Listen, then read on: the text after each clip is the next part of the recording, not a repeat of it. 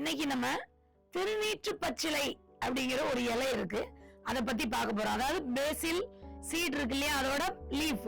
இது நிறைய கடைகள்ல கிடைக்கி, கீரைக்காரங்க கிட்ட கிடைக்கி, பூஜை பண்றதுக்காக சாமிக்கு வைக்கப்படக்கூடிய ஒரு மனம் நிறைந்த பொருளாக இருக்கு. இதனால என்னென்ன பயன்கள்லாம் இருக்குங்கிறத பத்தி பார்க்க போறோம். இது ஃபாரின்லாம் நிறைய ஃபுட்ல சாப்பிடப்படுது. ஆன்டி இன்ஃப்ளமேட்டரி ப்ராப்பர்ட்டி இந்த திருநீற்று பச்சிலை சாருக்கு இருக்கு. நம்மளோட மூலிகை மருந்துகளையும் நிறைய விஷயங்கள்ல இந்த திருநீற்று பச்சிலை சாரை நம்ம யூஸ் பண்றோம். முகம் பளபளன்னு வர்றதுக்கும், முகத்தில் ஏற்படக்கூடிய பருக்களின் தழும்புகள், பிக்மெண்டேஷன், அதை போக்குறதுக்கு கூட அந்த சாறுகளை எடுத்து ஃபேஸ்ல நம்ம அப்ளை பண்ணோம் அப்படின்னா அந்த கரிய நிற திட்டுகள் போயிடும்.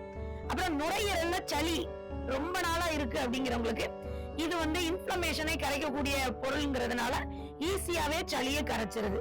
அப்புறம் முக்கியமா பாத்தீங்கன்னா சிறுநீரக கோளாறுகள் எதுவா இருந்தாலும் அங்க ஒரு இன்ஃப்ளமேஷன், யூரின் பேக்ல ஒரு இன்ஃப்ளமேஷன் இருந்தாலும் இந்த திருநீற்று பச்சிலை அந்த இன்ஃப்ளமேஷன் எல்லாம் ரெடியூஸ் பண்ணி, அதாவது யூரின் வழியாக வெளியே தள்ளி இந்த இன்ஃப்ளமேஷனை போக்கக்கூடிய ஒரு சிறந்த மருந்து தான் இந்த திருநீற்று பச்சிலை பேசில் லீஃப். இதனுடைய சாறை நீங்க கொதிக்க வச்சும் பயன்படுத்தலாம், பச்சையாகவும் பயன்படுத்தலாம், இதோட ஓமம் சேர்த்தும் பயன்படுத்தலாம்.